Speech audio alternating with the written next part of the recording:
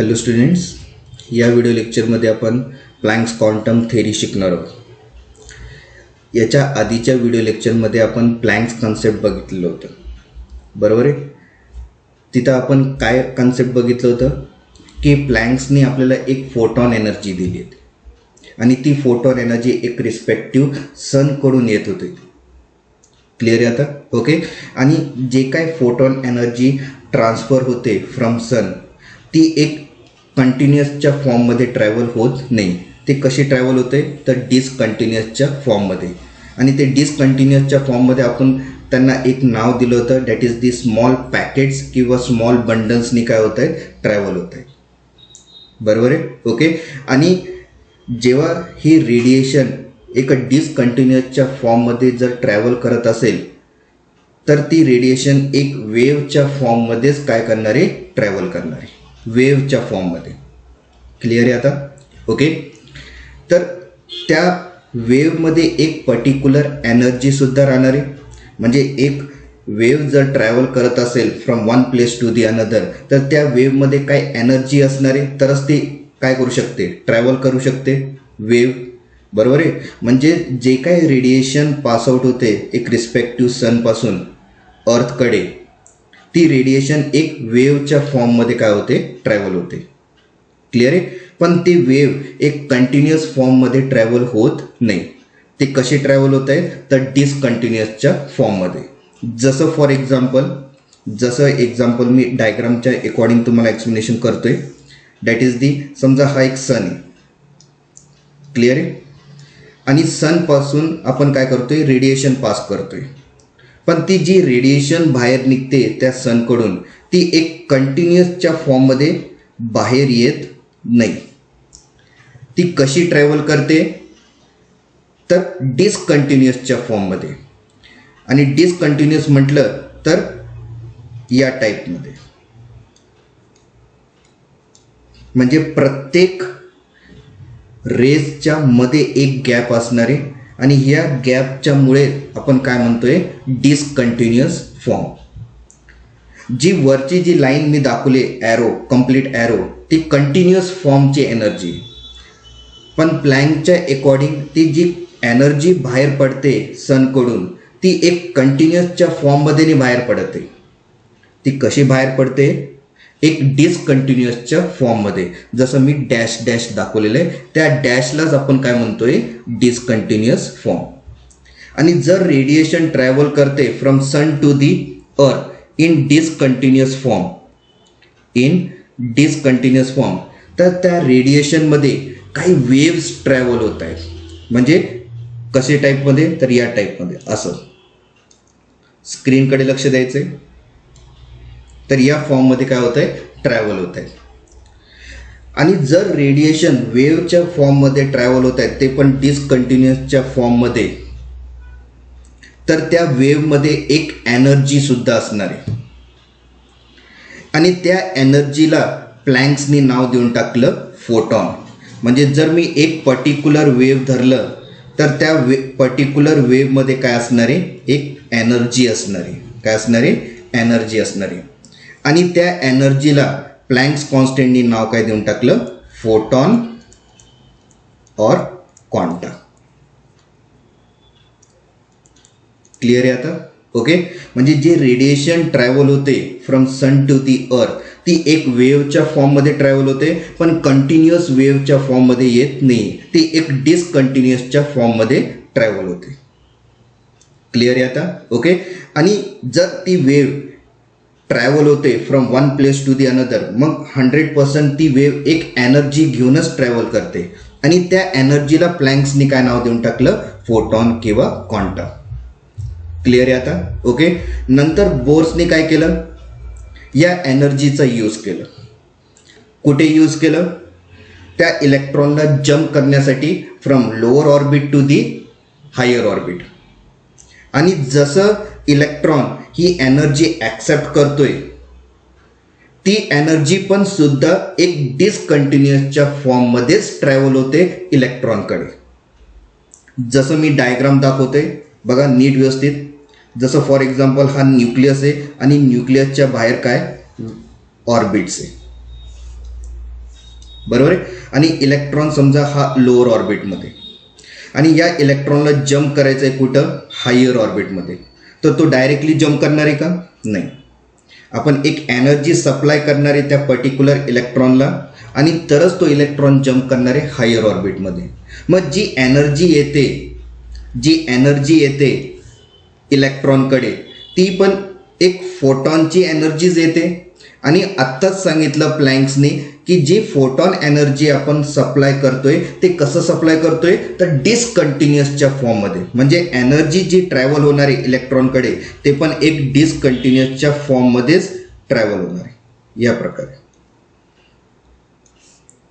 Clear आहे. Okay, तर हे झालं तुमचं डिसकंटिन्युअस फॉर्ममध्ये एनर्जी ट्रॅव्हल होतोय कोणाकडे, इलेक्ट्रॉनकडे.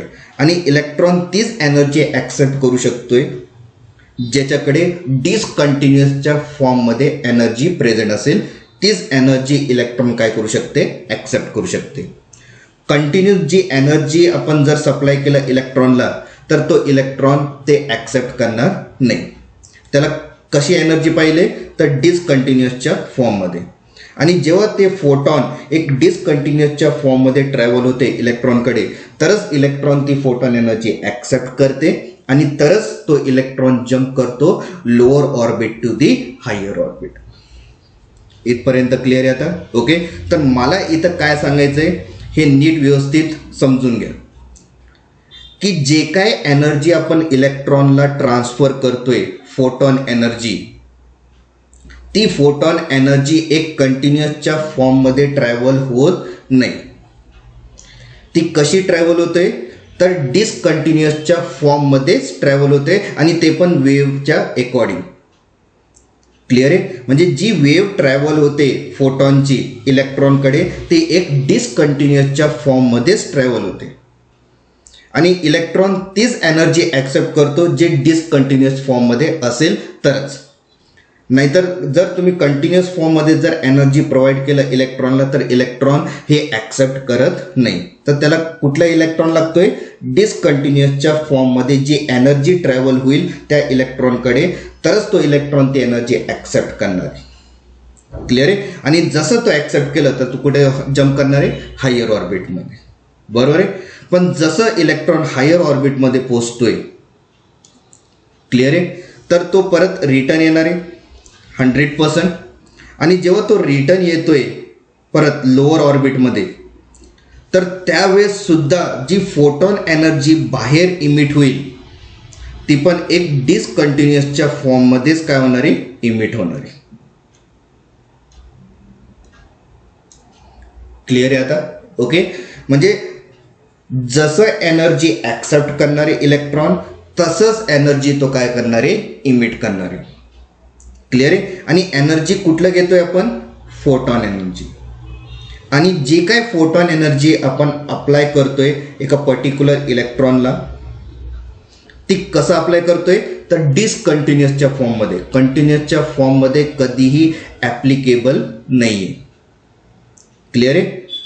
तर जे काय एनर्जी बाहेर पडते, जे काय एनर्जी ॲब्झॉर्ब होते, ती कशी ॲब्झॉर्ब होते, तर डिसकंटिन्युअसच्या फॉर्ममध्ये. त्या डिसकंटिन्युअसच्या फॉर्ममध्ये तुम्ही त्याला स्मॉल पॅकेटसुद्धा म्हणू शकताय किंवा स्मॉल बंडलसुद्धा म्हणू शकताय. क्लिअर आहे आता. म्हणजे स्मॉल बंडल्सनी ट्रॅव्हल होत आहेत इलेक्ट्रॉनकडे, आणि जेव्हा तो higher orbit to the lower orbit येतोय, परत जी एनर्जी जी बाहेर निघते ती पण एक स्मॉल पॅकेट्स किंवा स्मॉल बंडलनीच बाहेर निघते. क्लिअर आहे आता. ओके, आणि जेव्हा हे स्मॉल पॅकेट्स जेव्हा ट्रॅव्हल करतात इलेक्ट्रॉनकडे आणि जेव्हा ते इमिट होतात इलेक्ट्रॉनपासून इन स्मॉल पॅकेट्स किंवा स्मॉल बंडल्सनी, त्या स्मॉल पॅकेट्स आणि स्मॉल बंडल्सला आता प्लँक्सनी नाव काय देऊन टाकलं, इलेक्ट्रोमॅग्नेटिक रेडिएशन. म्हणजे जे काय आपण ॲरो दिलेलं आहे आता इथं, त्याला त्या ॲरोला आपण आता काय म्हणणार आहे, इलेक्ट्रोमॅग्नेटिक रेडिएशन. म्हणजे इलेक्ट्रॉन हा इलेक्ट्रोमॅग्नेटिक रेडिएशन ॲक्सेप्ट करतोय आणि इमिट सुद्धा करतोय. पण ॲब्झॉर्प्शन आणि इमिशन दोघेही कंटिन्युअसच्या फॉर्ममध्ये लिबरेट होत नाही किंवा ॲब्झॉर्ब होत नाही. ते कसे ॲब्झॉर्ब करतायत किंवा कसे इमिट करतायत, तर डिसकंटिन्युअसच्या फॉर्ममध्येच ते काय करतात, इमिट किंवा ॲब्झॉर्ब करतायत रेडिएशन. आणि त्या पर्टिक्युलर रेडिएशनला नाव देऊन टाकलं प्लँक्सनी, that is the electromagnetic radiation. म्हणजे तुम्हाला त्या स्क्रीनवरती जे रेड पार्टचा जो ॲरो आहे, जो इलेक्ट्रॉनकडे येतोय, ती एक रेडिएशन आहे. त्या रेडिएशनला आपण काय म्हणतोय आता, इलेक्ट्रोमॅग्नेटिक रेडिएशन. आणि जे ॲरो बाहेर जाण्याचं पोझिशन दाखवतोय, त्या ॲरोला सुद्धा प्लँक्सनी काय सांगितलं, it is a electromagnetic radiation. Clear आहे. म्हणजे जी फोटॉन एनर्जी किंवा क्वांटा एनर्जी जेव्हा ट्रॅव्हल होते एका पर्टिक्युलर इलेक्ट्रॉनकडे इन डिसकंटिन्युअस फॉर्ममध्ये किंवा स्मॉल पॅकेट्समध्ये किंवा स्मॉल बंडल्समध्ये, त्या फोटॉन आणि क्वांटाचा जो एनर्जी असेल, त्या एनर्जीलाच आपण आता काय नाव देतोय, इलेक्ट्रोमॅग्नेटिक रेडिएशन. म्हणजे जी फोटॉन आणि क्वांटा एनर्जी जी प्रोड्यूस करते, ते कशामुळे प्रोड्यूस करते एनर्जी, या इलेक्ट्रोमॅग्नेटिक रेडिएशनच्या मुळे. क्लिअर आहे आता. ओके. म्हणजे जे फोटॉनकडे जी एनर्जी आहे किंवा क्वांटाकडे जी एनर्जी आहे, हे कशामुळे येते, तर या फोटॉन आणि या क्वांटामध्ये एक इलेक्ट्रोमॅग्नेटिक रेडिएशन आहे. आणि या इलेक्ट्रोमॅग्नेटिक रेडिएशन असल्यामुळे या फोटॉन आणि या क्वांटाकडे काय, एक एनर्जी आहे. क्लिअर होतंय का मी काय सांगतोय. ओके. तर जे काय एनर्जी आपल्याकडे आहे, ती एनर्जी कशामुळे, तर त्या इलेक्ट्रोमॅग्नेटिक रेडिएशनच्या मुळे. क्लिअर आहे. म्हणजे इलेक्ट्रॉन जो ॲक्सेप्ट करतोय या किंवा ॲब्झॉर्ब करतोय, आणि सायमल्टेनियसली तीच एनर्जी तो काय करतोय, इमिट करतोय. ओके. त्या एनर्जीलाच आपण आता काय म्हणतोय, इलेक्ट्रोमॅग्नेटिक रेडिएशन. क्लिअर झालं आता. ओके. तर मला थोडक्यात काय सांगायचं आहे,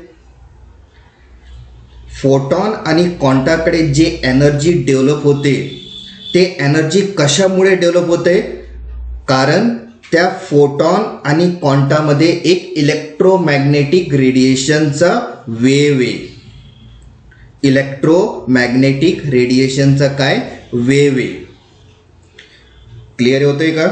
म्हणजे जे आता मी तुम्हाला सन टू दी अर्थकडे लक्ष द्या.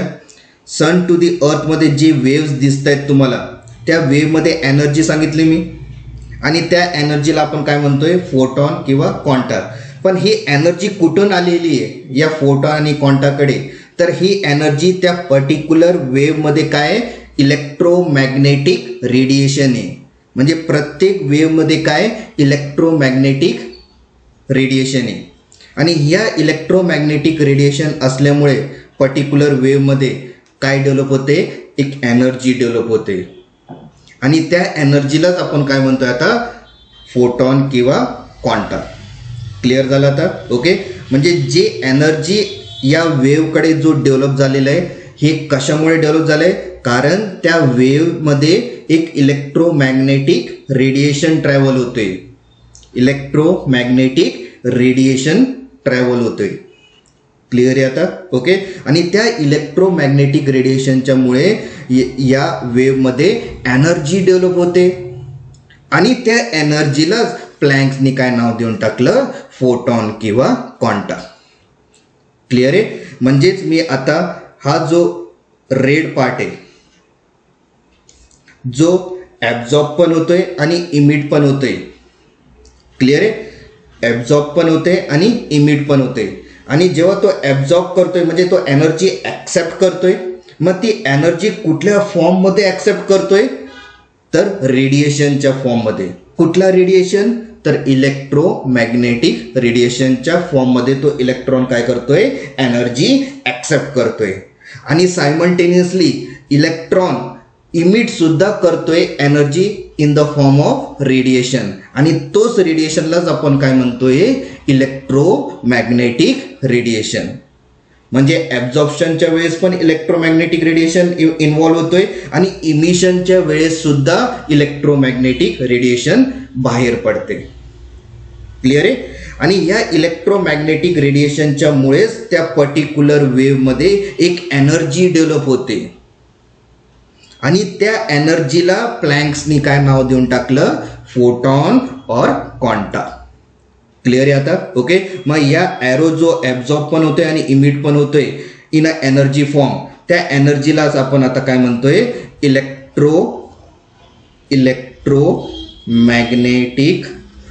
Electromagnetic radiation.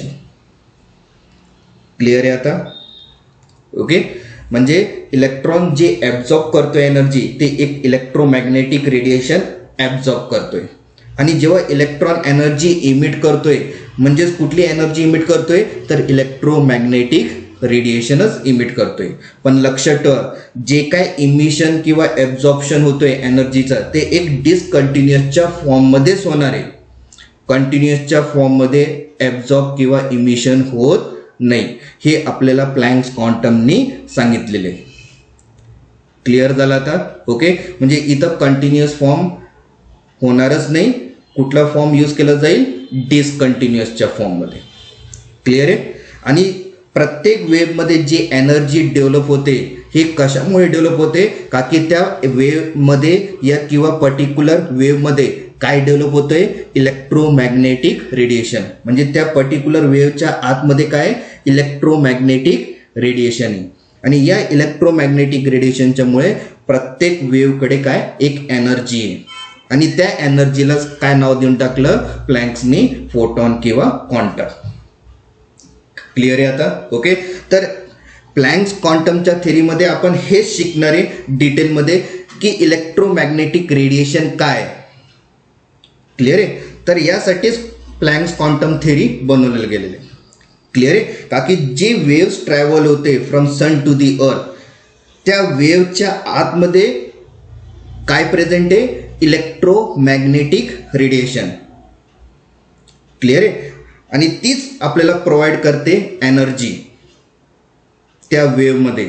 आणि त्या एनर्जीलाच प्लँकनी काय नाव देऊन टाकलं, फोटॉन किंवा क्वांटा. आता इथपर्यंत क्लिअर झालं आता. ओके.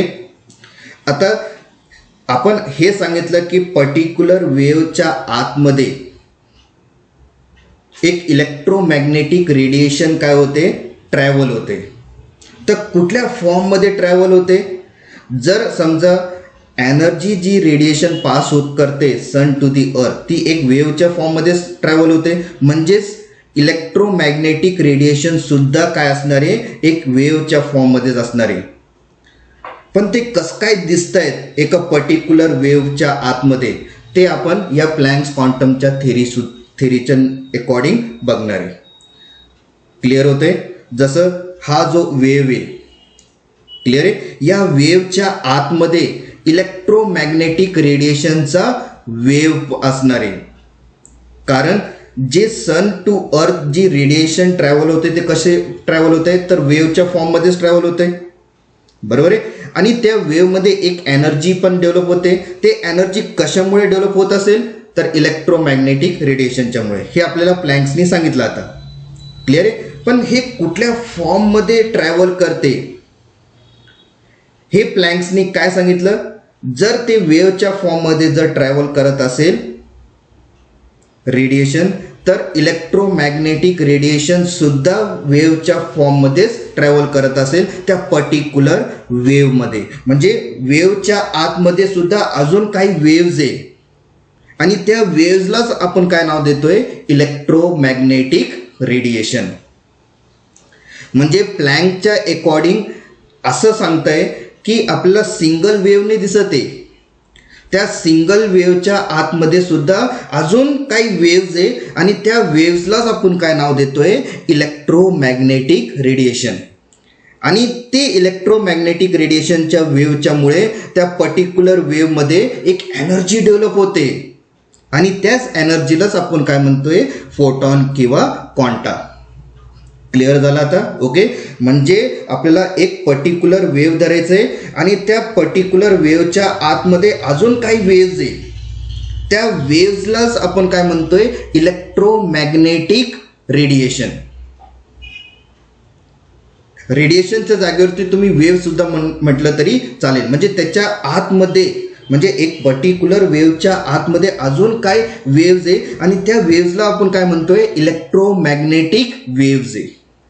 आणि त्या इलेक्ट्रोमॅग्नेटिक वेव्हच्यामुळे त्या पर्टिक्युलर वेव्हचं एक एनर्जी डेव्हलप होते आणि त्या एनर्जीला नाव देऊन टाकलं फोटॉन किंवा क्वांटा. कोणी? Planck's quantum. क्लिअर झालं आता? Okay.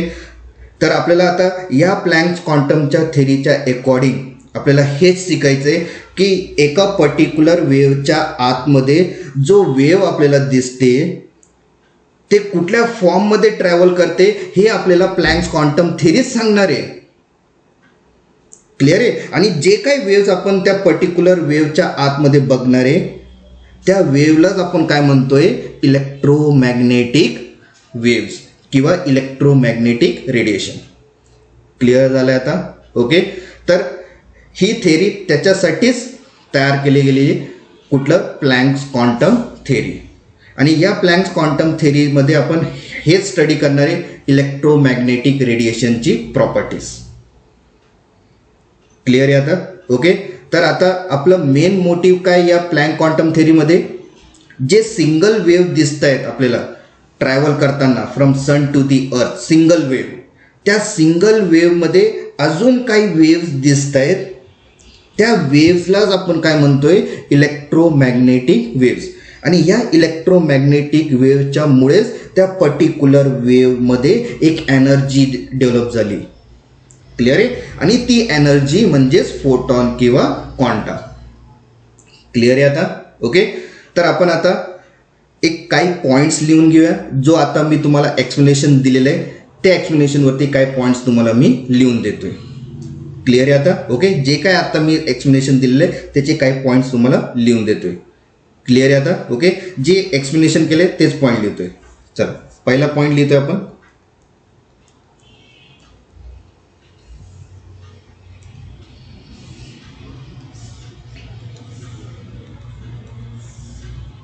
First point. Okay.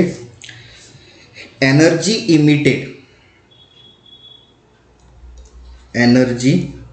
Emitted okay or absorb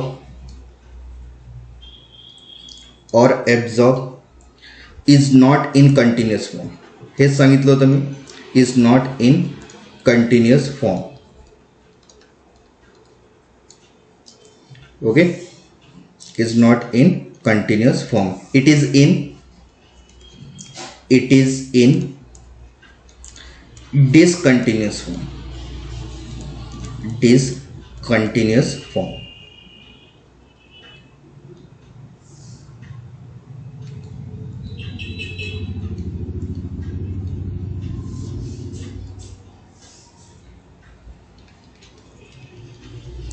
Discontinuous form. हेच पॉईंट सांगितलं होतं मी आताच. जी एनर्जी इमिट करते किंवा ॲब्झॉर्ब करते ते एक डिसकंटिन्युअसच्या फॉर्ममध्येच राहणार आहे. कंटिन्युअस फॉर्ममध्ये राहणार आहे का? नाही. इलेक्ट्रॉन कधीही कंटिन्युअस फॉर्ममध्ये एनर्जी ॲक्सेप्ट करत नाही. लक्षात ठेवायचं, हे सगळे महत्त्वाचे पॉईंट्स लक्षात ठेवायचे. ओके. तर ते कुठले एनर्जी ॲक्सेप्ट करू शकतं इलेक्ट्रॉन? फक्त डिसकंटिन्युअस फॉर्मचं एनर्जी ते काय करू शकते? ॲक्सेप्ट करू शकते. तेच लिहिलेलं. Energy emitted or absorb is not in a continuous form, it is in a discontinuous form. Okay. Next second point. आता सेकंड पॉईंटमध्ये काय लिहिणार आहे आपण? जी एनर्जी इमिट होते किंवा ॲब्झॉर्ब होते डिसकंटिन्युअसच्या फॉर्ममध्ये त्या एनर्जीलाच आपण काय नाव देतोय आता? Electromagnetic radiation. का की एनर्जी कुठून आलेली आहे? तर या इलेक्ट्रोमॅग्नेटिक रेडिएशनच्या मुळे. क्लिअर आहे? आणि नंतर मग त्या पर्टिक्युलर एनर्जीला प्लँक्सनी काय नाव देऊन टाकलं? फोटॉन किंवा क्वांटम. क्लिअर आहे? मग या फोटॉनमध्ये एनर्जी कुठून आलेली आहे? तर या इलेक्ट्रोमॅग्नेटिक रेडिएशनच्या मुळेच. आता तेच पॉईंट लिहितोय आपण. ओके.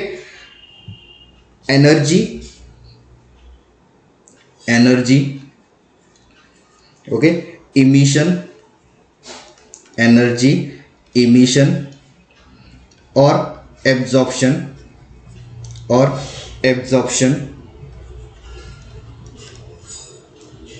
takes place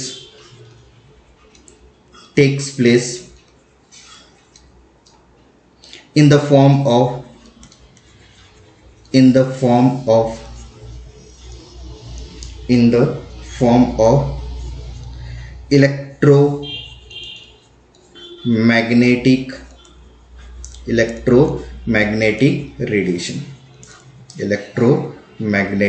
radiation. इथपर्यंत क्लिअर झाला आता. ओके, तर आपल्याला कन्सेप्ट लक्षात ठेवायचं आहे. ओके, आत्ता मी जे काय एक्सप्लेनेशन दिलं हे असं एक्सप्लेनेशन दिलं होतं की जे काय एनर्जी ट्रॅव्हल होणार आहे किंवा ॲब्झॉर्ब होणार आहे किंवा इमिट होणार आहे ती एनर्जी एक कंटिन्युअस फॉर्ममध्ये इमिट नाही होणार आहे. क्लिअर आहे आता? ते कसे इमिट होणार आहे किंवा ॲब्झॉर्ब होणार आहे तर डिसकंटिन्युअसच्या फॉर्ममध्ये. क्लिअर आहे? आणि जेव्हा एनर्जी इमिट होते डिसकंटिन्युअसच्या फॉर्ममध्ये किंवा ॲब्झॉर्ब होते त्यावेळेस त्या एनर्जीलाच आपण काय नाव देतोय? Electromagnetic radiation. क्लिअर झालं आता? ओके, आता याच्या पुढे आपल्याला आता डिटेल स्टडी करायचं आहे अबाउट दी इलेक्ट्रोमॅग्नेटिक रेडिएशन. म्हणजे एक पर्टिक्युलर वेव्ह धरला मी, त्या पर्टिक्युलर वेव्हच्या आतमध्ये अजून काही वेव्ज दिसत आहेत आणि त्या वेव्जलाच आपण काय म्हणतोय? Electromagnetic radiation. क्लिअर होते आता? ओके, मग आता हे कुठले वेव्ज दिसत आहेत त्या वेव्हचं नाव सुद्धा आपल्याला प्लँक्स क्वांटमनी दिलेलं आहे. ओके, तर आपण हेडिंग देतोय इलेक्ट्रोमॅग्नेटिक रेडिएशन.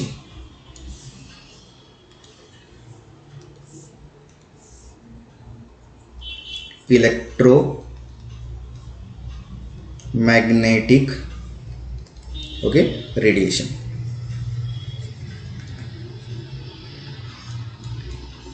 क्लिअर आहे आता? ओके, आता इलेक्ट्रोमॅग्नेटिक रेडिएशन आपण कुठे चेक करतोय? एक पर्टिक्युलर वेव्हच्या आतमध्ये.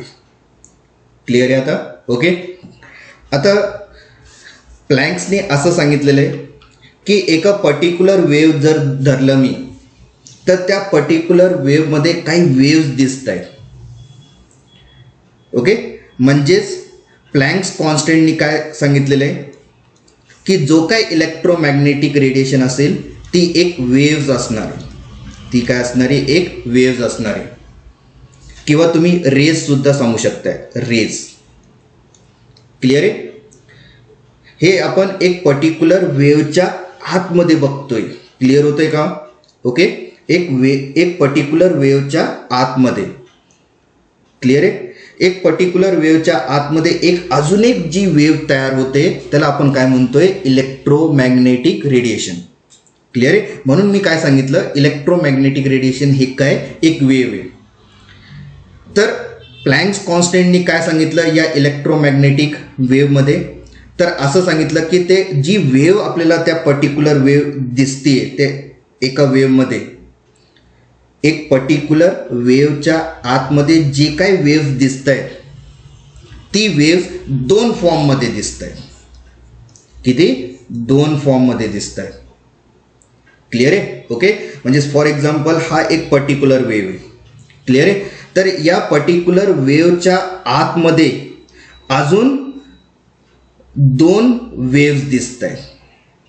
दोन वेव्ज दिसत आहेत एका पर्टिक्युलर वेव्हमध्ये. क्लिअर होतंय का?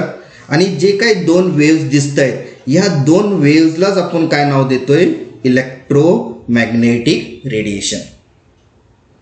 इथपर्यंत क्लिअर झाला आता? ओके, म्हणजे आपण वेव्हच्या आतमध्ये अजून एक वेव्ह बघतोय आणि त्या वेव्हमध्ये आपल्याला दोन वेव्ज दिसत आहेत आणि त्या दोन वेव्जलाच आपण काय म्हणतोय? Electromagnetic radiation. आणि ते दोन वेव्ज कुठले? तर जे नाव दिलेलं ना त्याच्यावरच ती वेव्ज तयार होत आहेत. फॉर एक्झाम्पल एक वेव्ह जी आपल्याला दिसते त्या पर्टिक्युलर वेव्हमध्ये ती एक वेव्ह असणार आहे, that is the electric field wave.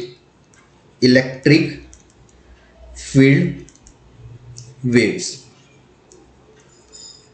Okay, आणि जी दुसरी जी वेव्ह दिसते ती आहे मॅग्नेटिक फील्ड वेव्स.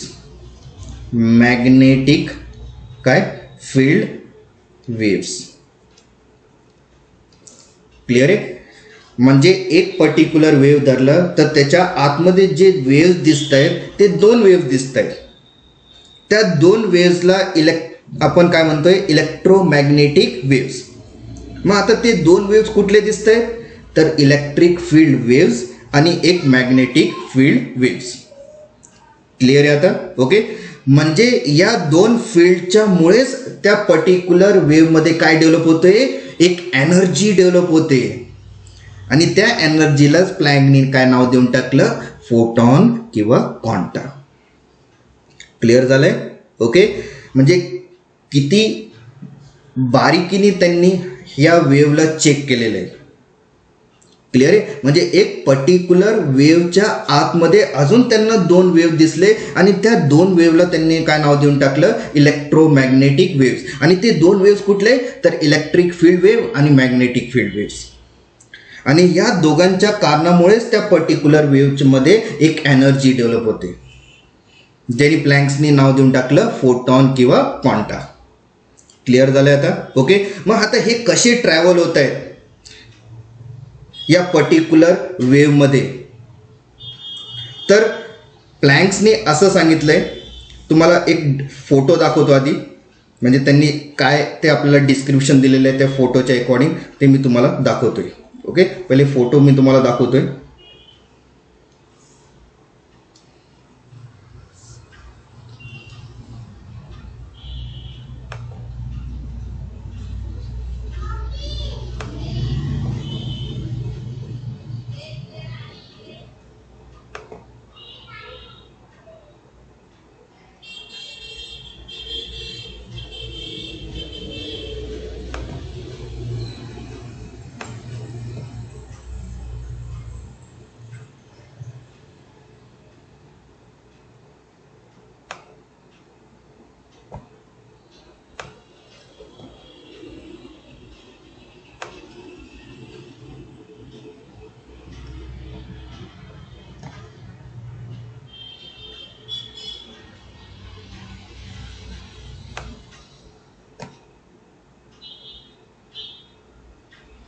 ओके. आता क्लिअर दिसतंय आता वेव्ह. म्हणजे एक पर्टिक्युलर वेव्ह धरलं तर त्या पर्टिक्युलर वेव्हच्या आतमध्ये जी दोन वेव्ह दिसत आहेत, that is the electric field wave आणि मॅग्नेटिक फील्ड वेव्स. हे कसं रिप्रेझेंट केलं प्लँक्स कॉन्स्टंटनी, जरा नीट व्यवस्थित डायग्रामकडे लक्ष द्या. जर तुम्ही ॲरो बघितलं, ब्लॅक कलरमध्ये दाखवतोय ॲरो, हा जो ॲरो बाहेर निघतोय ही एक इमेजनरी लाईन आहे. जर आपण हे लाईन नाही ड्रॉ केलं तर आपल्याला वेव्ह नाही दिसणार आहे क्लिअरली, ते वेव्ह ट्रॅव्हल होते. ओके. तर आपण एक लाईन ड्रॉ केलेली, त्या लाईनचं काय महत्त्व नाही आहे. ओके. आपल्याला वेव्ह क्लिअर दिसायला पाहिजे, त्यांनी काय केलं, एक इमेजनरी लाईन धरली. ओके. आता इमेजनरी लाईनला आपण निग्लेक्ट करतोय. ओके. आता आपण फोकस देणार आहे इलेक्ट्रिक फील्ड वेव्ह आणि मॅग्नेटिक फील्ड वेव्हकडे. क्लिअर आहे? तर आपल्याला प्लँक्सने असं सांगितलं, एक पर्टिक्युलर वेव्हच्या आतमध्ये काही अजून दोन वेव्स दिसत आहेत आणि ते दोन वेव्स ते परपेंडिक्युलरनी ट्रॅव्हल होत आहेत. कसं ट्रॅव्हल होत आहे, परपेंडिक्युलर. परपेंडिक्युलर कसं, तर तुम्ही जो रेड मार्क दिसतोय आपल्याला, रेड मार्कचा जो वेव्ह दिसतोय, ओके, तो एक स्टँडिंग वेव्ह आहे. ते कसं आहे, स्टँडिंग वेव्ह आहे. आणि त्या स्टँडिंग वेव्हच्याच खाली एक फ्लॅट सरफेसमध्ये पण एक वेव्ह काय होते, ट्रॅव्हल होते. जरा नीट व्यवस्थित लक्ष द्या ब्ल्यू कलरकडे. ती एक फ्लॅट सरफेसमध्ये काय होते, ट्रॅव्हल करते. म्हणजेच एक स्टँडिंग वेव्ह आहे आणि त्याच्याच खाली एक फ्लॅट वेव्ह ट्रॅव्हल करते, म्हणजे त्याच्याच परपेंडिक्युलर ट्रॅव्हल करते असं आपण सांगतोय. क्लिअर आहे? आणि ही जी दोन वेव्स ट्रॅव्हल होत आहेत, या दोन वेव्सलाच आपण काय नाव देतोय, इलेक्ट्रोमॅग्नेटिक रेडिएशन. म्हणजे जो रेड पार्ट आहे तो आपला इलेक्ट्रिक फील्ड वेव्ह आहे. हा जो रेड पार्ट आहे हा इलेक्ट्रिक फील्ड वेव्ह आहे आणि मॅग्नेटिक फील्ड हा आपला ब्ल्यू वेव्ह आहे. कुठलं आहे, ब्ल्यू वेव्ह. म्हणजेच त्या पर्टिक्युलर वेव्हमध्ये जे दोन वेव्स ट्रॅव्हल करतायत ते कसे ट्रॅव्हल करतायत, तर परपेंडिक्युलर ट्रॅव्हल करतायत. आणि परपेंडिक्युलर म्हटलं तर एक स्टँडिंग वेव्हच्या अकॉर्डिंग ट्रॅव्हल करतायत आणि एक फ्लॅट सरफेसच्या अकॉर्डिंग ट्रॅव्हल करतायत. आणि ट्रॅव्हल करताना एक लक्षात ठेवा की असं नाही ट्रॅव्हल करत आहे की ते जर समजा फर्स्ट रेड ट्रॅव्हल केलं नंतर मग ब्ल्यू ट्रॅव्हल केलं, असं ट्रॅव्हल ते करत नाही. सायमल्टेनियसलीच ते काय करतात, ट्रॅव्हल करतात, पण परपेंडिक्युलर. कसं, परपेंडिक्युलर. आणि या दोन वेव्हच्या मुळेच त्या पर्टिक्युलर वेव्हमध्ये काय डेव्हलप झालं, एक एनर्जी डेव्हलप झालं, ज्याला प्लँक्सने काय नाव देऊन टाकलं, फोटॉन किंवा क्वांटा. क्लिअर झालं आता? ओके. म्हणजे ती दोन वेव्ह जी ट्रॅव्हल होते ती कशी ट्रॅव्हल होते, तर एक दुसऱ्याच्या परपेंडिक्युलर ट्रॅव्हल होते. परपेंडिक्युलर कसं ट्रॅव्हल होते, तर एक स्टँडिंग वेव्हच्या नुसार ट्रॅव्हल होतोय आणि एक फ्लॅट सरफेसनी काय होतंय, ट्रॅव्हल होतंय सायमल्टेनियसली. जी रेड वेव्ज आहे ती इलेक्ट्रिक फील्ड वेव्ज आहे आणि जी ब्ल्यू वेव्ज आहे ती मॅग्नेटिक फील्ड वेव्ज आहे. आणि दोघी सायमल्टेनियसली काय करत राहतात, ट्रॅव्हल करत राहतात परपेंडिक्युलरली. आणि या रेड आणि ब्ल्यूच्या मुळेच आपल्याला एक पर्टिक्युलर वेव्हमध्ये काय डेव्हलप दिसतोय, एनर्जी डेव्हलप होते. म्हणजे जे सनकडून आपल्याला जी एनर्जी ॲक्सेप्ट होते ती एनर्जी एक इलेक्ट्रोमॅग्नेटिक रेडिएशन आहे. आणि त्या इलेक्ट्रोमॅग्नेटिक रेडिएशनच्या वेव्हमध्ये अजून दोन वेव्स ट्रॅव्हल होत आहेत आणि त्या दोन वेव्स म्हणजेच इलेक्ट्रिक फील्ड वेव्स आणि एक मॅग्नेटिक फील्ड वेव्स. आणि या दोन वेव्हच्या मुळेच आपल्याला एक पर्टिक्युलर एनर्जी ॲक्सेप्ट करतोय, कुठून, सनकडून, या इलेक्ट्रोमॅग्नेटिक रेडिएशनच्या मुळे.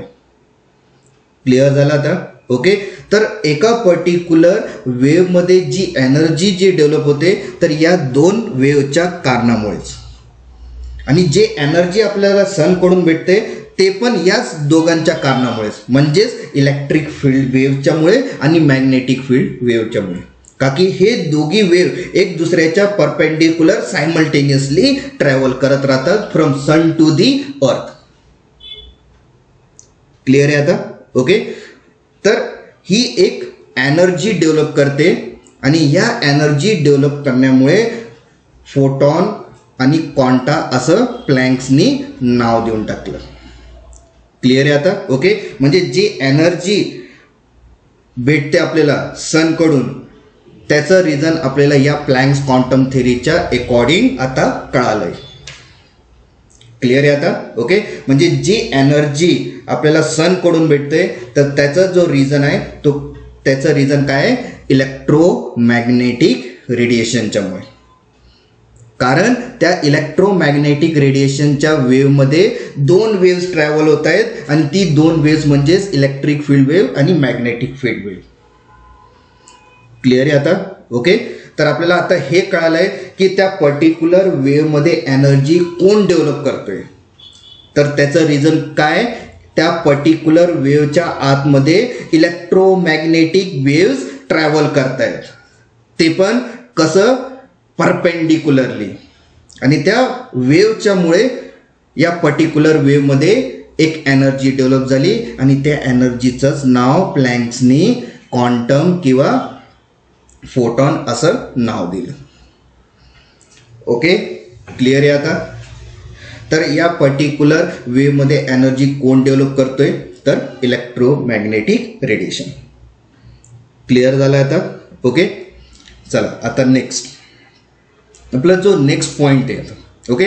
आता नेक्स्ट पॉईंट बघण्याच्या आधी आपण इलेक्ट्रोमॅग्नेटिक रेडिएशनचं डेफिनेशन लिहूया. ओके. तर इलेक्ट्रोमॅग्नेटिक रेडिएशन म्हणजे काय, तर त्या रेडिएशनमध्ये जी दोन वेव्स परपेंडिक्युलर चालत आहेत या ट्रॅव्हल होत आहेत, त्या दोन वेव्हच्या मुळेच आपण त्यांना काय नाव देतोय, इलेक्ट्रोमॅग्नेटिक रेडिएशन. तेच लिहितोय आपण definition. Okay. Waves, okay, waves having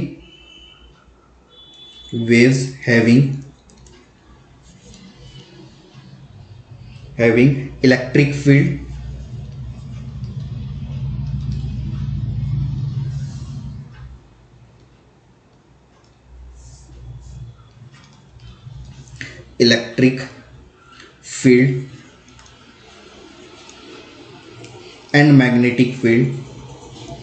and magnetic field in perpendicular direction, in perpendicular direction. Waves having electric field and magnetic field in perpendicular direction is called electromagnetic radiation. Electromagnetic radiation या तुम्ही waves म्हटलं तरी चालेल.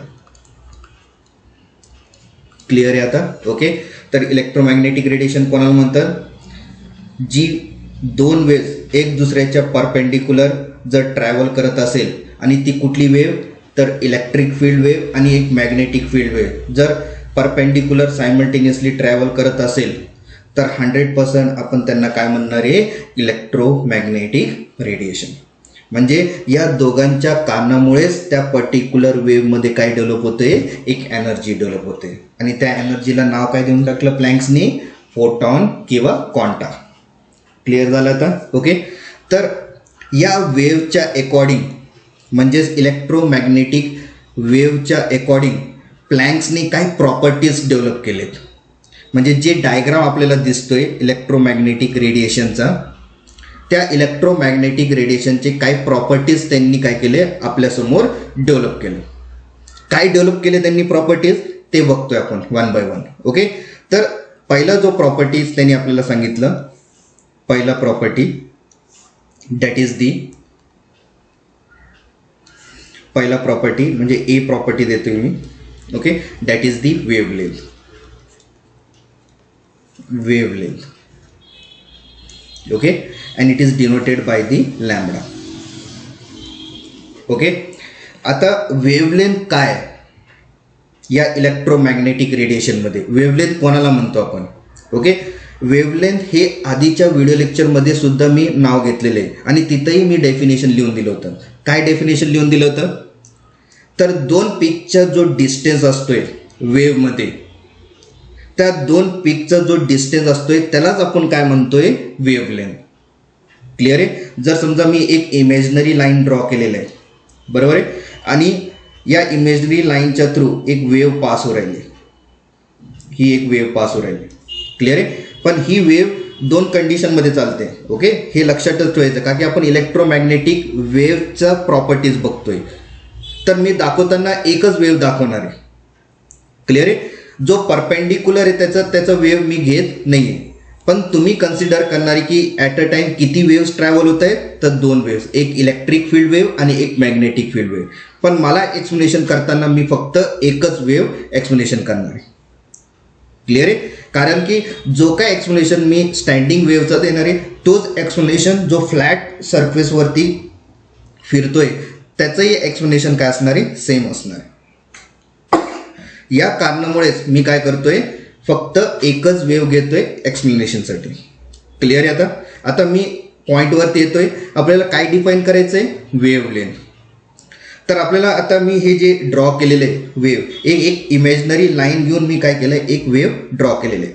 आता red मार्किंगनी मी पीक दाखवतोय. पीक हे already आधीच्या video लेक्चरमध्ये पण सुद्धा दाखवलं आहे. हा जो पीक आहे बघा, रेड मार्किंगनी पीक मी मार्किंग करतोय, याला म्हणतात पीक. क्लिअर आहे? आता यांचा काहीतरी डिस्टन्स असेल या पीक पासून तर या पीक पर्यंत, बरोबर आहे.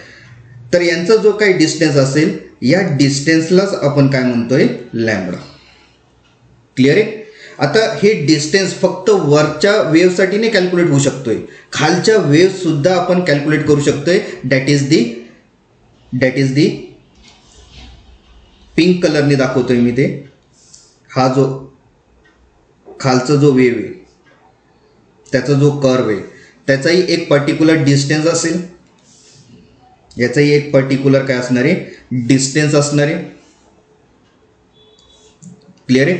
आणि या डिस्टन्सलाच आपण परत काय नाव देतोय? वेव्हलेंथ. क्लिअर आहे आता? Okay.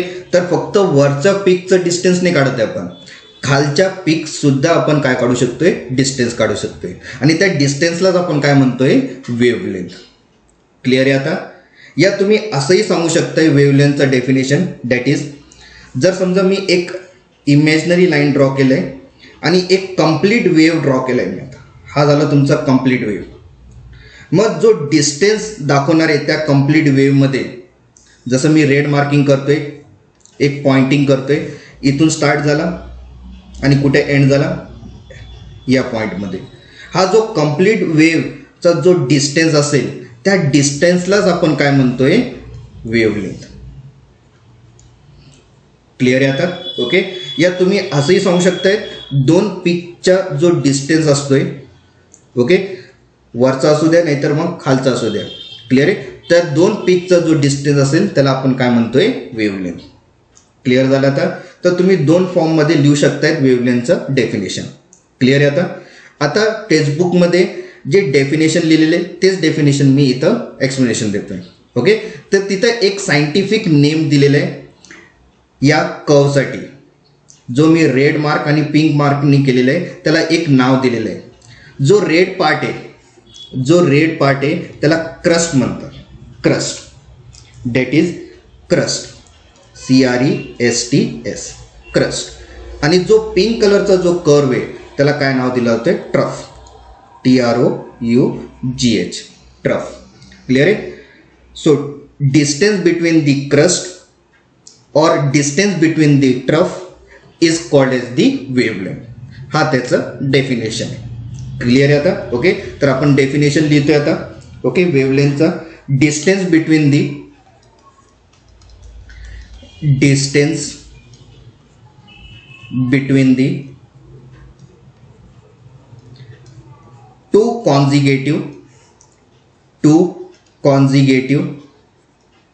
two consecutive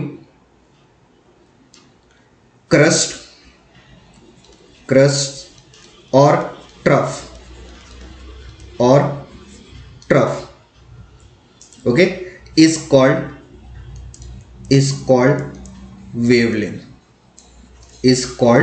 wavelength. Okay. Clear झालं आता.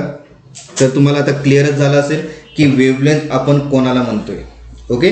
तर वेव्हलेंथ कोणाला म्हणतोय, so distance between the two consecutive crest और trough is called wavelength. Okay. Clear आहे. आणि क्रेस्ट कोणाला म्हणतात, तर अप्पर पीकला, आणि ट्रफ कोणाला म्हणतात, तर लोअर पीकला. क्लिअर आहे. या तुम्ही असेही लिहू शकताय वेव्हलेंथचं definition, that is the complete wave when travel in a imaginary line, that distance is called as the wavelength. Okay. जो कंप्लीट वेव्ह जो ट्रॅव्हल करणार आहे त्या कंप्लीट वेव्हचा जो काही डिस्टन्स असेल त्याला आपण काय म्हणतोय, वेव्हलेंथ. असं लिहिलं तरी चालेल. क्लिअर आहे आता. ओके. माझं नेक्स्ट पॉईंट आहे या वेव्हलेंथमध्ये, that is the unit. What will be the unit of the wavelength. Okay. Unit of the wavelength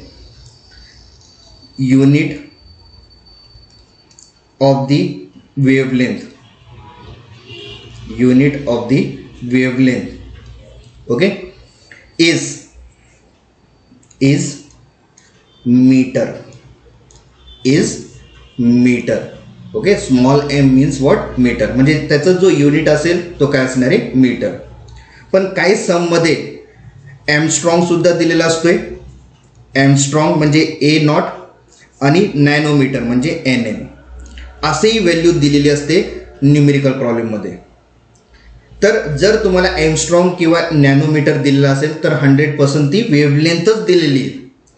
पण लक्षात ठेवा, जो काय वेव्हलेंथ तुम्ही घेणार आहे ते मीटरमध्येच घ्यायचं आहे, एमस्ट्रॉंग आणि नॅनोमीटरमध्ये घेत नाही. क्लिअर आहे. मग जर समजा एमस्ट्रॉंग दिला असेल तर आपण मीटरमध्ये कसं कन्वर्ट करणार आहे, तर लक्षात ठेवा, जेव्हा आपण 1 एमस्ट्रॉंग घेतोय तर आपल्याला किती मीटर देतो 1 एमस्ट्रॉंग, तर 10⁻⁻10 मीटर. 10⁻⁻10 मीटर. क्लिअर आहे. फक्त काय करायचं आहे, जो एमस्ट्रॉंगची व्हॅल्यू दिलेली असेल सममध्ये त्याला मल्टिप्लाय करायचं आहे 10⁻⁻10 ने. क्लिअर आहे. म्हणजे तो एंगस्ट्रॉम कन्वर्ट होऊन जाईल कशात, मीटरमध्ये. तसंच 1 nanometre will be equal to the 10⁻⁹ metre. मग जर नॅनोमीटरची व्हॅल्यू दिलेली असेल तर त्या नॅनोमीटरच्या व्हॅल्यूला मल्टिप्लाय करायचं 10⁻⁹ ने, म्हणजे तो कन्वर्ट होऊन जाईल कशात, मीटरमध्ये. क्लिअर आहे आता. ओके. तर लक्षात ठेवा की वेव्हलेंथ आपल्याला कशामध्ये धरायचं आहे, तर मीटरमध्ये. स्मॉल m त्याचं सिम्बॉल आहे. ओके. इथपर्यंत सगळ्यांचं क्लिअर झालं आता वेव्हलेंथ. ओके. म्हणजेच ज्या इलेक्ट्रोमॅग्नेटिक रेडिएशनच्या वेव्हमध्ये आपण काय कॅल्क्युलेट करू शकतोय, वेव्हलेंथ. क्लिअर आहे आता. ओके. नेक्स्ट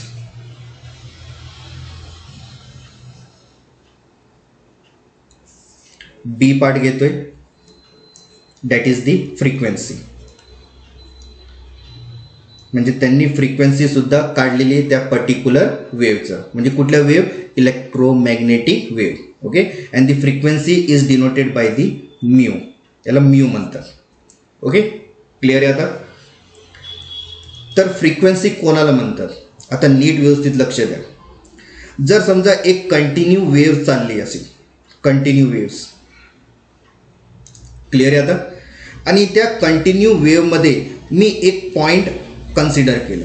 समजा मी हे रेड पॉइंट मी कन्सिडर केलं या कंटिन्यू वेव्हमध्ये. तर मी काय करणार आहे, जेव्हा कंप्लीट वेव्ह या पॉइंट पासून पास आउट होईल, pass out in per second, त्यालाच मी काय म्हणणार आहे, फ्रिक्वेन्सी. परत ऐकून घ्या मी काय सांगतोय. या कंटिन्यू वेव्हमध्ये मी एक पॉइंट कन्सिडर केलेला आहे. आणि ते पॉइंट कशासाठी कन्सिडर केलं आहे, तर मला एक कंप्लीट वेव्ह ट्रॅव्हल करायचं आहे या पॉइंटच्या थ्रू. आणि त्याचा जो टाईम असणार आहे ते पर सेकंडमध्येच काउंट केला जाईल. म्हणजे जी कंप्लीट वेव्ह ट्रॅव्हल होणार आहे या पॉइंटच्या अकॉर्डिंग, पर सेकंडच्या अकॉर्डिंग, त्याला आपल्याला काय म्हणायचं आहे, फ्रिक्वेन्सी. क्लिअर आहे. ओके. म्हणजे आता या रेडच्या लेफ्ट साईडला आपल्याला एक कंप्लीट वेव्ह दिसते बघा. रेडनी मी करते बघा. हा एक वेव्ह तयार झाला, बरोबर आहे. म्हणजे एक वेव्ह तयार झाला. आणि जर एक वेव्ह पर सेकंडमध्ये जर ट्रॅव्हल होत असेल या पॉइंटच्या थ्रू, त्या एक वेव्हला आपण काय म्हणतोय, फ्रिक्वेन्सी. क्लिअर झालं आता. ओके. क्लिअर आहे. फ्रिक्वेन्सी आपण कोणाला म्हणतोय, जर एक पॉइंट पासून जर कंप्लीट वेव्ह जर ट्रॅव्हल होत असेल, कंप्लीट वेव्ह त्या पॉइंट पासून पर सेकंडमध्ये, तर आपण काय म्हणणार आहे, त्याला फ्रिक्वेन्सी. क्लिअर झालं आता. आता ज्या पॉइंटच्या अगोदर जी वेव्ह दिसते ती एकच वेव्ह आहे, म्हणून आपण सांगतोय काय, एक फ्रिक्वेन्सी आहे त्या पॉइंटला कन्सिडर केलं तर. मग त्या एकला आपण काय म्हणतोय, फ्रिक्वेन्सी. क्लिअर आहे. त्याचा जो युनिट असतोय तो युनिट असतोय पर सेकंडमध्ये, कशामध्ये, पर सेकंडमध्ये और हर्ट्झमध्ये. आणि जर मी या पॉइंटच्या अकॉर्डिंग जो वेव्ह आता सांगितलं, वन वेव्ह, ते वन वेव्हला मी काय म्हणणार आहे, 1 पर सेकंड किंवा 1 हर्ट्झ. क्लिअर आहे. कारण त्या पॉइंटच्या अगोदर मला एक कंप्लीट वेव्ह दिसते, पण ती एक कंप्लीट वेव्ह फक्त एकच दिसते. आणि ते पण पर सेकंडमध्ये मी कॅल्क्युलेट केलं. म्हणजे पर सेकंडमध्ये जर कॅल्क्युलेट केलं तर किती वेव्ह दिसते, फक्त एकच. तर त्या एक वेव्हला मी काय म्हणतोय, फ्रिक्वेन्सी. जर 2 वेव्ह दिसत असेल पॉइंटच्या अगोदर तर मग आपण काय म्हणणार आहे, 2 फ्रिक्वेन्सी. जर पॉइंटच्या अगोदर 3 कंप्लीट वेव्ह दिसत असेल तर 100% त्याची फ्रिक्वेन्सी किती असणार आहे, 3. क्लिअर आहे. सो 1 पर सेकंड त्याचं युनिट असेल. जर एक वेव्ह दिसत असेल तर, 2 वेव्ह दिसत असेल पॉइंटच्या अगोदर तर आपण त्याला 2 पर सेकंड म्हणणार आहे. आणि जर 3 वेव्ह दिसत असेल तर मग ती 3 पर सेकंड असणार आहे. क्लिअर आहे. तुम्ही हर्ट्झ सुद्धा युनिट लावू शकताय त्या फ्रिक्वेन्सीला. क्लिअर झालं आता. ओके. तर फ्रिक्वेन्सी कोणाला म्हणायचं आहे, आता हे क्लिअर झालेलं आहे. मग आपण आता डेफिनेशन लिहितोय. ओके. तर डेफिनेशन काय, number of waves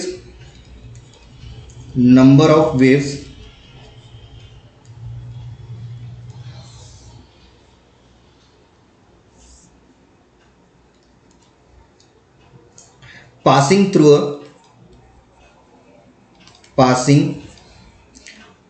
a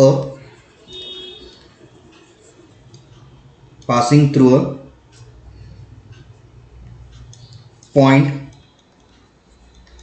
in per second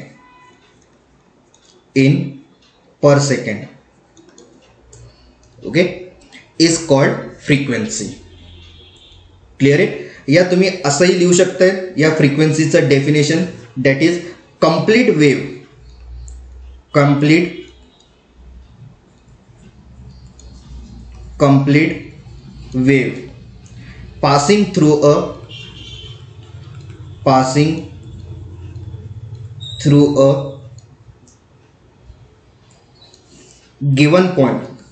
passing through a given point is called frequency. Okay, complete wave passing through a given point is called as the frequency. आणि complete wave कोणाला म्हणतात, तर याला म्हणतात complete wave. हा झाला तुमचा complete wave. Okay, तर इथं मार्किंग सुद्धा मी करून देतोय तुम्हाला. याला काय म्हणतात, complete wave.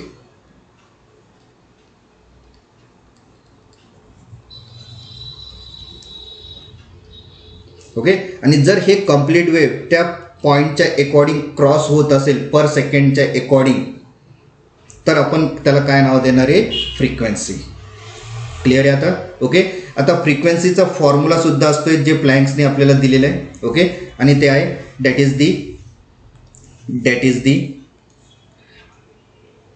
Frequency is equals to the C upon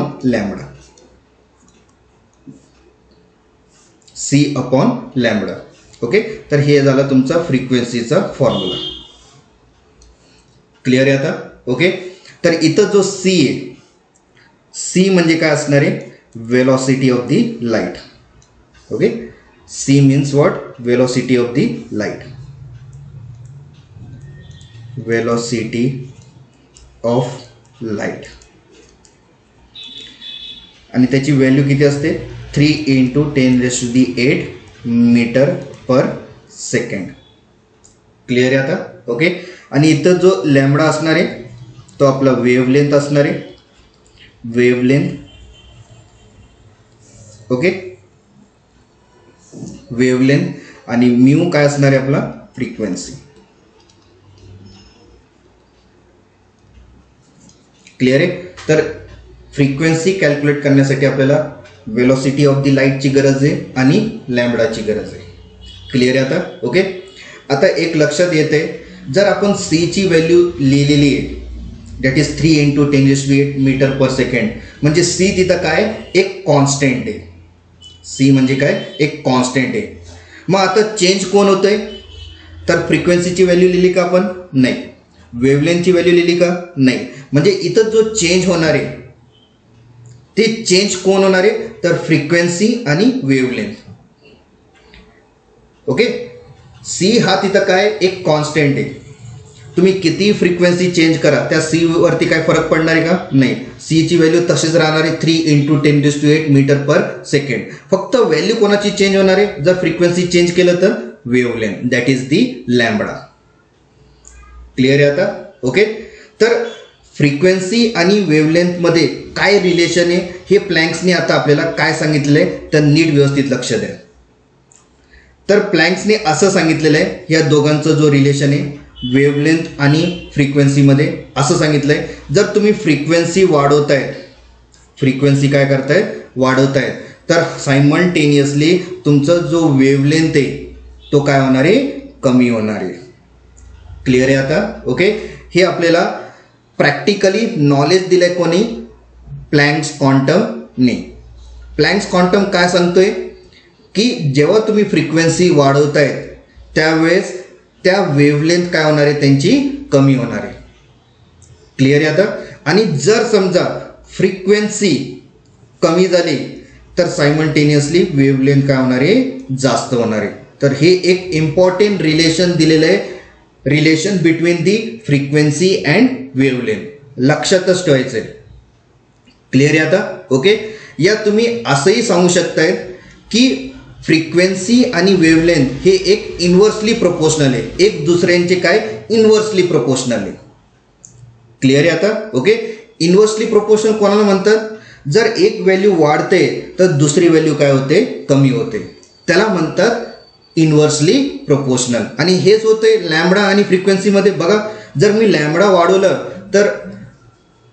वाढवलं तर फ्रिक्वेन्सी काय होते? कमी होते.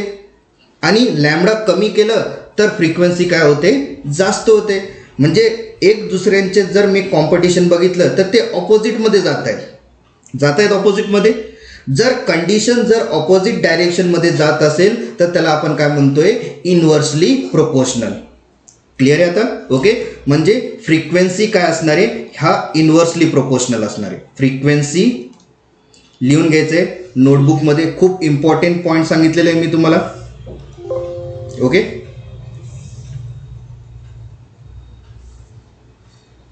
Frequency is inversely proportional to the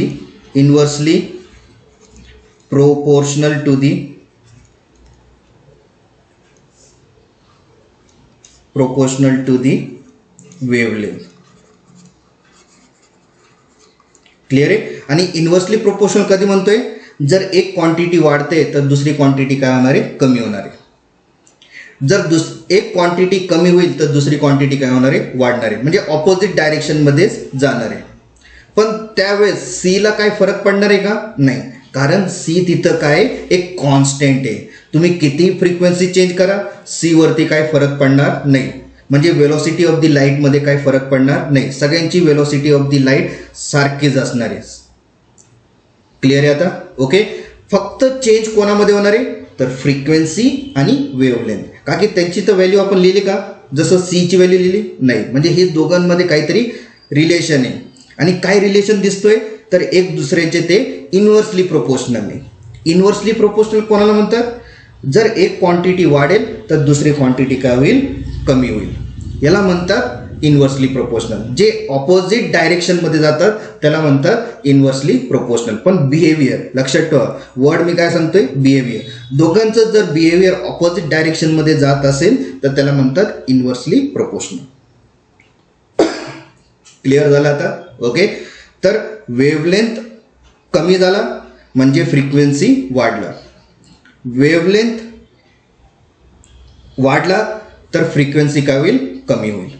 लक्षात आलं आता? म्हणजे ऑपोजिट डायरेक्शनमध्ये जात आहेत. त्याच्यामुळे या दोघांचा जो रिलेशन आला तो कसा आला? Inversely proportional. वर्ड लक्षात आला आता? इन्व्हर्सली प्रोपोर्शनल कोणाला म्हणतात? ओके. चला आता नेक्स्ट. आता नेक्स्ट जो प्रॉपर्टी आहे that is the wave number. म्हणजे मी सी पार्ट देतोय. C part that is the wave number.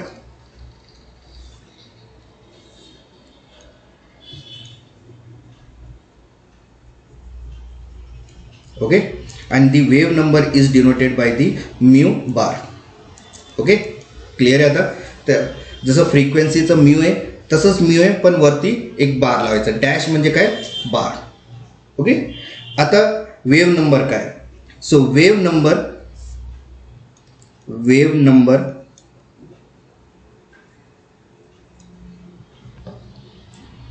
is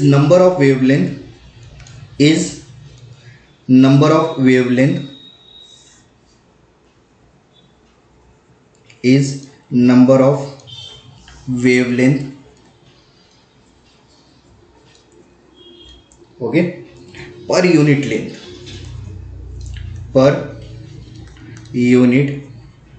length.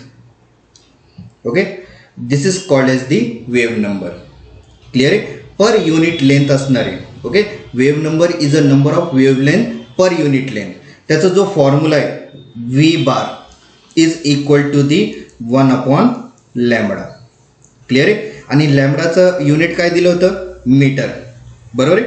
तर जर खाली मीटर दिला असेल, समजा हा आता युनिट मी लिहितोय 1/मीटर. जर मीटर वरती गेला तर तो पर मीटर होऊन जाईल. क्लिअर आहे? आणि मीटर आपण लेंथमध्ये म्हणतो. बरोबर आहे. लेंथमध्ये यूज करतो, मीटर कुठे यूज करतो आपण, लेंथमध्ये.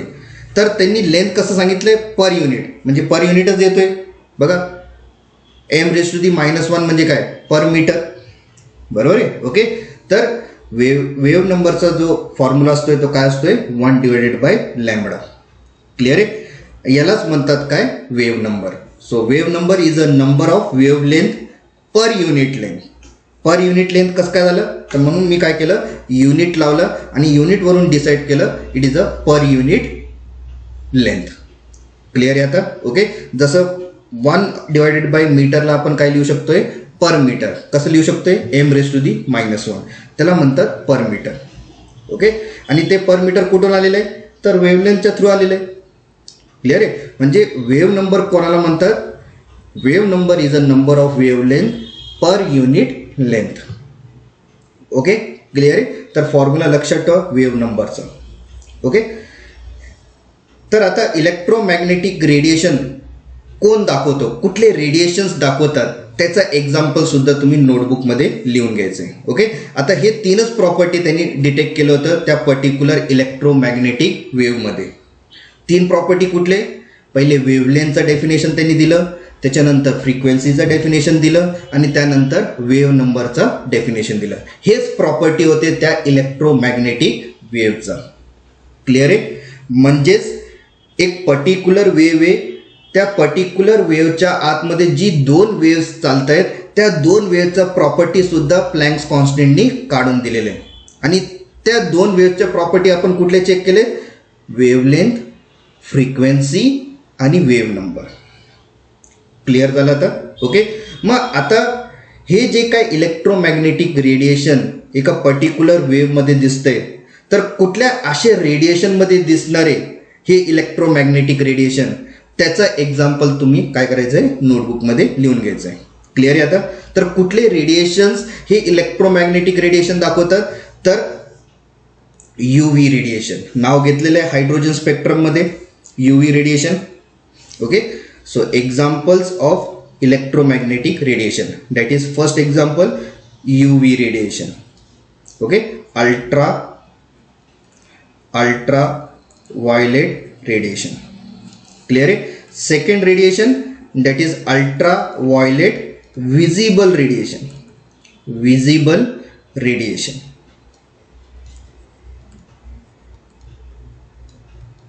ओके, आणि थर्ड जो पार्ट आहे that is the IR radiation, that is the infrared radiation, ज्याला शॉर्टमध्ये आपण IR म्हणतो. क्लिअर आहे. तर या रेडिएशनमध्ये काय डेव्हलप होत आहे, इलेक्ट्रोमॅग्नेटिक रेडिएशन्स. क्लिअर आहे आता. ओके, सो इलेक्ट्रोमॅग्नेटिक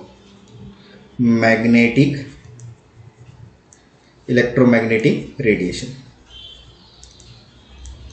ओके, सगळ्यांचं क्लिअर झालं. आता एक्झाम्पल सुद्धा मी सांगून दिलेले आहे. इलेक्ट्रोमॅग्नेटिक रेडिएशन कोण प्रोड्यूस करू शकतोय, तर हे 3 रेडिएशन. ओके, याच्यातलं कोण हार्मफुल आहे, कोण युजफुल आहे, हे मी सगळं सांगितलेलं आहे हायड्रोजन स्पेक्ट्रममध्ये. क्लिअर झालं आता. ओके, तर एक्झाम्पल्स पण मी तुम्हाला लिहून दिलेले. ओके, आता मेन पार्ट जो आपला प्लँक कॉन्स्टंट थेरीने दिलेला आहे, तो एक फॉर्म्युला दिलेला आहे. आणि ते फॉर्म्युला कोणासाठी आपण बघतोय, तर आपल्याला माहिती आहे की सनपासून जी एनर्जी जी ट्रॅव्हल होते, हा तुमचा जो सन आहे. ओके, त्या सनपासून जी एनर्जी ट्रॅव्हल होते अर्थकडे, ती कशी ट्रॅव्हल होते, तर वेव्हच्या फॉर्ममध्ये, पण डिसकंटिन्युअसच्या फॉर्ममध्ये, असं या टाईपमध्ये ट्रॅव्हल होते. बरोबर आहे. आता या वेव्हच्या आतमध्ये सुद्धा अजून 2 वेव्स प्रेझेंट आहे. ते कुठले वेव्स, इलेक्ट्रोमॅग्नेटिक वेव्स. क्लिअर आहे. त्याचे प्रॉपर्टी सुद्धा आपण काय केलं, बघितलं. आणि त्या इलेक्ट्रोमॅग्नेटिक वेव्हच्यामुळे त्या पर्टिक्युलर वेव्हमध्ये काय डेव्हलप होते, एनर्जी डेव्हलप होते. बरोबर आहे. आता हे किती एनर्जी डेव्हलप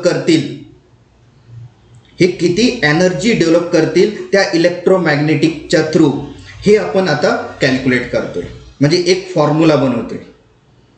क्लिअर आहे आता. म्हणजे एक एनर्जीचा फॉर्म्युला बनवतोय, ते पण अकॉर्डिंग कोणाचं, तर इलेक्ट्रोमॅग्नेटिक फील्डच्या अकॉर्डिंग. जर जो वेव्ह आता तुम्हाला स्क्रीनवरती दिसतोय सन टू दी अर्थ ट्रॅव्हल करताना, जर मी त्याच्यातला हा जर एक वेव्ह धरला तर त्या एक वेव्हचा किती एनर्जी असणारे ते आपण काय करणार आहे इथं कॅल्क्युलेट करणार आहे. मग प्लँक्स क्वांटमनी काय फॉर्म्युला दिला या एनर्जीला कॅल्क्युलेट करण्यासाठी ते आता आपण इथं बघतोय. क्लिअर आहे. पण हे एनर्जी फक्त एक पर्टिक्युलर वेव्हचा एनर्जीसाठीच युजफुल राहणार आहे. म्हणजे जो फॉर्म्युला आपण तयार करणार आहे त्या एक पर्टिक्युलर वेव्हसाठीच तयार करतोय. क्लिअर आहे आता. ओके. मग आता त्यांनी एनर्जी कसं डिसाईड केलेलं आहे तर नीट व्यवस्थित लक्ष द्या. आता जेव्हा तो एक्सपेरिमेंट करत होता या वेव्हवरती तर त्या वेव्हमध्ये असं दिसलं की जे काही एनर्जी डेव्हलप करते एक पर्टिक्युलर वेव्ह, ती पर्टिक्युलर वेव्हची एनर्जी 100% डिपेंड राहते कशावरती तर फ्रिक्वेन्सीवरती. आत्ताच बघितलं आपण फ्रिक्वेन्सीचं डेफिनेशन. तर त्यांनी प्रॅक्टिकली ऑब्झर्वेशन असं केलं आहे की energy of waves or you can also call as the energy of quanta,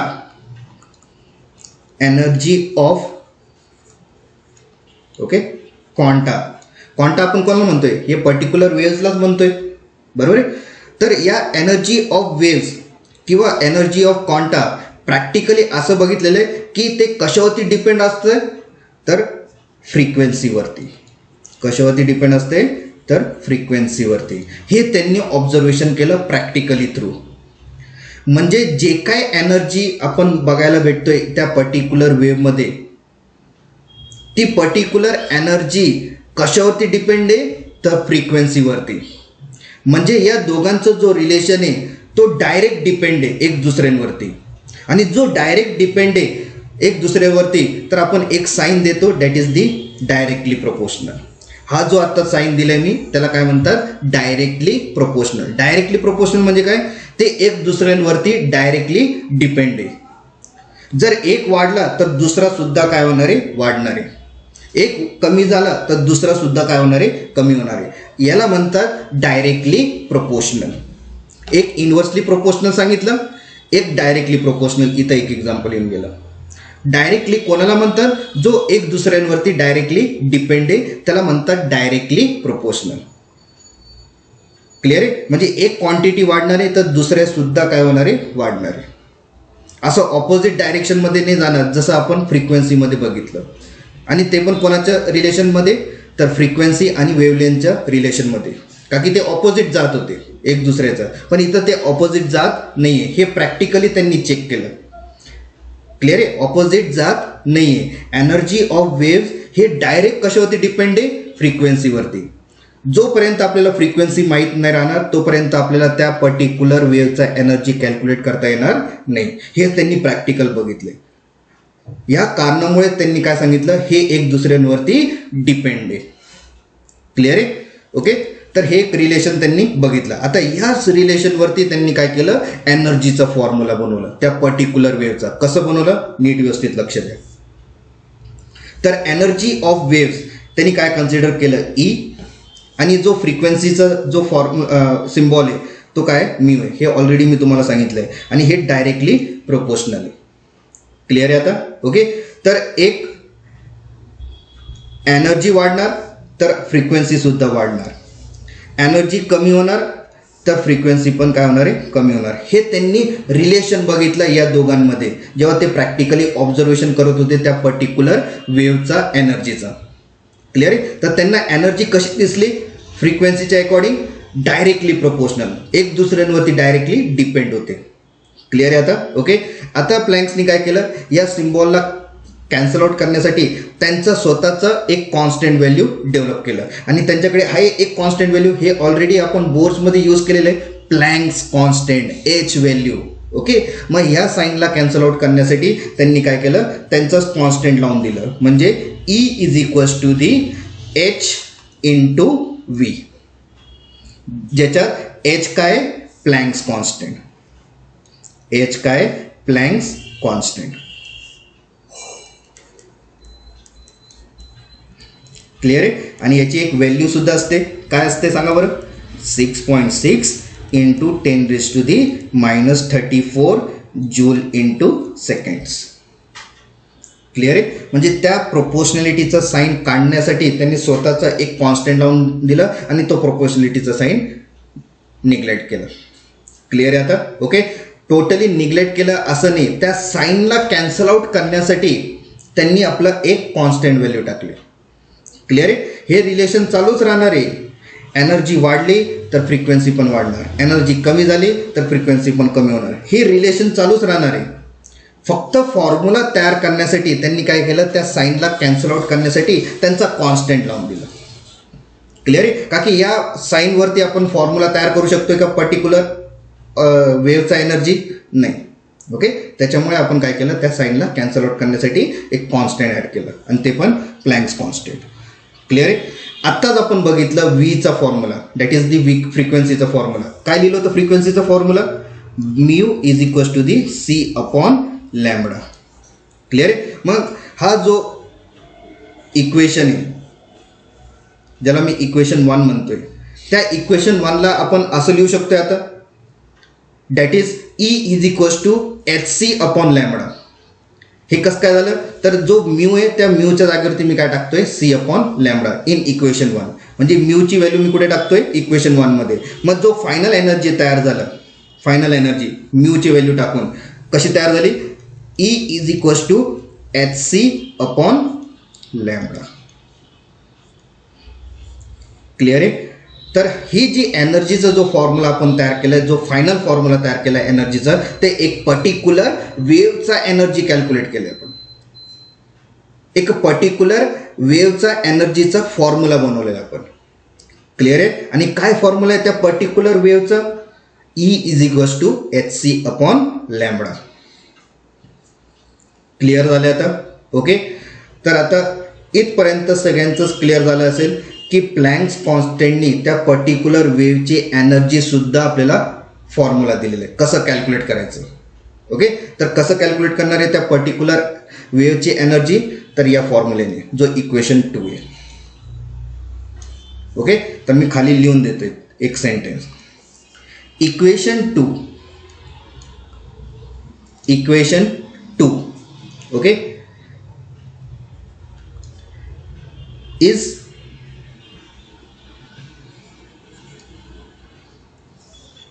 equation 2 is the formula for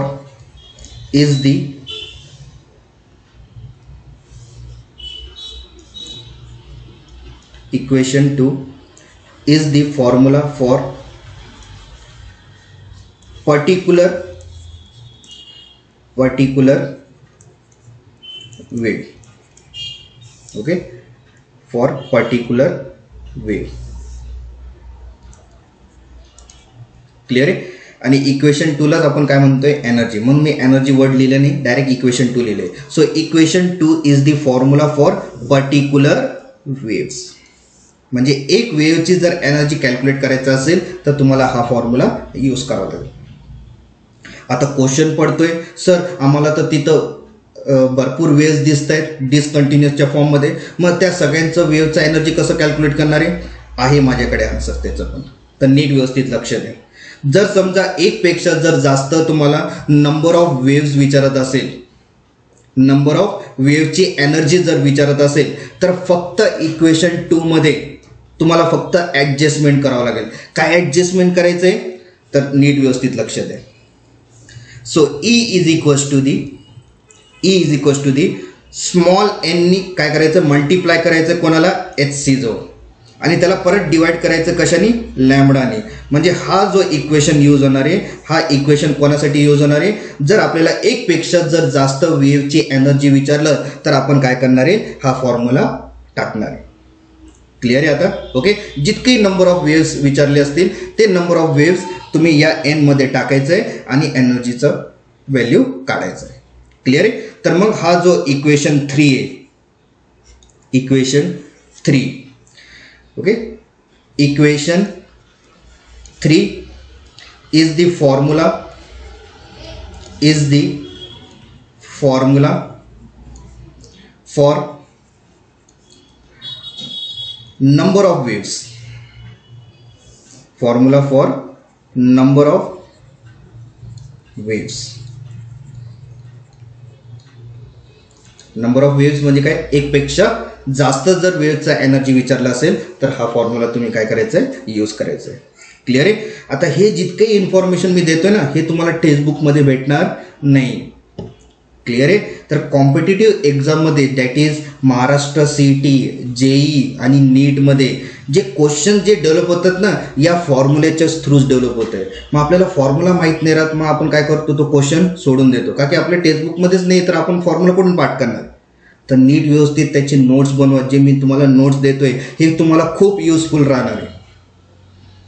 clear आहे आता. ओके. तर 2 इक्वेशन मी तयार केलेले आहे, एक पर्टिक्युलर वेव्हची एनर्जीचा फॉर्म्युला, आणि जर नंबर ऑफ वेव्स विचारले असतील, त्या एनर्जीचं वेव्ह विचारलं असेल, नंबर ऑफ वेव्स कॅल्क्युलेट करा, तर आपण या फॉर्म्युल्याच्या थ्रू काय करू शकतोय, कॅल्क्युलेट करू शकतो. ओके. इथपर्यंत क्लिअर झालं आता. ओके. तर हा जो व्हिडिओ लेक्चर आहे मी इथं स्टॉप करतोय. ओके. तर या व्हिडिओ लेक्चरमध्ये आपण प्लँक्स क्वांटम थेरी शिकलोय, आणि त्या प्लँक्स क्वांटमच्या थेरीच्या अकॉर्डिंग इलेक्ट्रोमॅग्नेटिक वेव्स काय ते शिकलोय, आणि त्याचे काय प्रॉपर्टीज शिकलोय, आणि काय फॉर्म्युलेस बघितलेले. क्लिअर आहे आता. ओके. ते फॉर्म्युले लक्षात ठेवा. ओके. आणि काय न्यूमेरिकल प्रॉब्लेम दिसत असेल टेक्स्टबुकमध्ये या प्लँक्स क्वांटमच्या थेरीच्या अकॉर्डिंग, तर तुम्ही हा जो फॉर्म्युला मी लिहून दिला आहे तो फॉर्म्युला अप्लाय करून सॉल्व करा.